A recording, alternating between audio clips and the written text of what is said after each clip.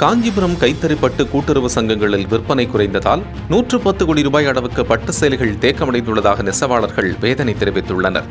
இதனால் பட்டு சேலைகளை 65% தள்ளுபடியில் விற்பனை செய்யும் சூழலுக்கு தள்ளப்பட்டுள்ளதாகவும், எனவே கோஆப்டெக்ஸ் நிறுவனம் பட்டு சேலைகளை அதிக அளவில் கொள்முதல் செய்ய வேண்டும் எனவும் அவர்கள் கோரிக்கை விடுத்தனர்.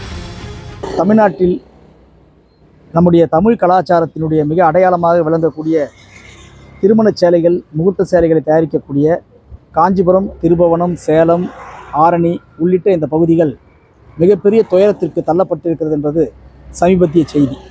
நெசவாளர்கள் தாங்கள் நெய்யக்கூடிய சேலை விற்பனையாகாமல் பெருமளவில் தேக்கமடைந்திருப்பது, காஞ்சிபுரத்தில் மட்டுமே ஒரு 100 கோடி ரூபாய் அளவிற்கு சேலை தேக்கமடைந்திருக்கிறது.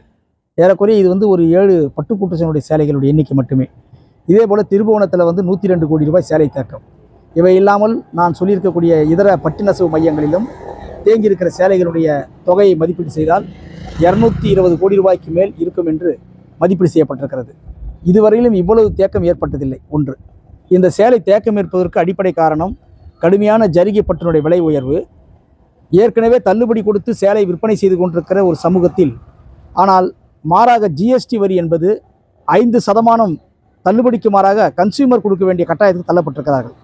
இதுவும் சேர்ந்து சேலையினுடைய விலை அதிகரிக்கிற காரணத்தினால் மக்கள் வாங்குவதற்கு தயக்கம் காட்டுகிறார்கள். மத்தியதர வர்க்கம் அதிக அளவில் எடுப்பார்கள். முகூர்த்தத்துக்கு இருக்கக்கூடிய கிராமப்புற மக்கள் கூட இப்போது இந்த பட்டு சேலை எடுப்பதற்கு தயக்கம் காட்டுகிறார்கள். இதன் காரணமாக இந்த சேலை தேக்கம் ஏற்பட்டிருக்கிறது. இதனால் ஏறக்குறைய நம்முடைய காஞ்சிபுரத்தில் மட்டும் 10,000க்கும் மேற்பட்ட நெசவாளர்களுடைய வேலை என்பது, வருமானம் என்பது சரிபாதியாக குறைந்துவிட்டது. மாதத்திற்கு 2 சேலை என்பதற்கு மாறாக மாதம் 1 சேலை தான் நெய்ய வேண்டும் என்றும் அவருடைய வருமானம் வெறும் 3000 ரூபாய்க்குள்ளே சுருங்கிவிட்டது. இதே நிலைமைதான் மற்ற பகுதிகளுக்கும். எனவே அரசு இதிலிருந்து தீர்வு காணுவதற்கு நெசவாளர்களுடைய வேலைவாய்ப்பை உறுதி செய்ய வட்டி இல்லாத கடன் கூட்டுறவு சங்கங்களுக்கு வழங்கப்பட வேண்டும். சேலையினுடைய உச்சபட்ச தள்ளுபடி என்கிற முறையில் அவருடைய மொத்த விலையில் 20% தள்ளுபடியை, அதற்கான பணத்தை அரசு முழுமையாக வழங்க வேண்டும். ஜிஎஸ்டி வரியை விதிவிலக்கு வழங்கப்பட வேண்டும். இது நீண்ட காலமாக நாங்கள் வைத்திருக்கிற கோரிக்கை. பொதுவாக கண்காட்சி நடத்துகிறோம், நெசவாளரை பாராட்டுகிறோம், சிறந்த நெசவாளர் என்றெல்லாம் சொல்லுகிற திட்டங்கள் என்பது நெசவாளருடைய வாழ்க்கையில் எந்த மறுமலர்ச்சியும் ஏற்படுத்தாது என்பதையும் அரசினுடைய கவனத்துக்கு நாங்கள் கொண்டு வர விரும்புகிறோம். அவர்களுக்கு வேலை வாய்ப்பையும் அதற்குரிய ஊதியத்தையும் கொடுத்தாலே அவர்கள் வாழ்க்கையில் மட்டற்ற மகிழ்ச்சி ஏற்படும். அரசு கை கொடுக்குமா என்கிற கேள்வி இருக்கிறது. கோஆப்டெக்ஸ் கொள்முதல் செய்வதன் மூலமாக ஒரு பகுதி இந்த கஷ்டத்தை நிறைவேற்ற முடியும் என்று நாங்கள் கருதுகிறோம். கண்காட்சி நடத்துவது போன்ற நிகழ்ச்சிகள் ஒருபோதும் உதவி செய்யாது என்பதையும் நாங்கள் சொல்லிக்கொள்ள விரும்புகிறோம். எனவே தமிழகத்தினுடைய பெருமைமிக்க பகுதிகளான, குறிப்பாக காஞ்சிபுரம் போன்ற பகுதிகள் என்பது பாரம்பரியமிக்க நெசவு தொழிலினுடைய அடையாளமாக இருக்கிறது.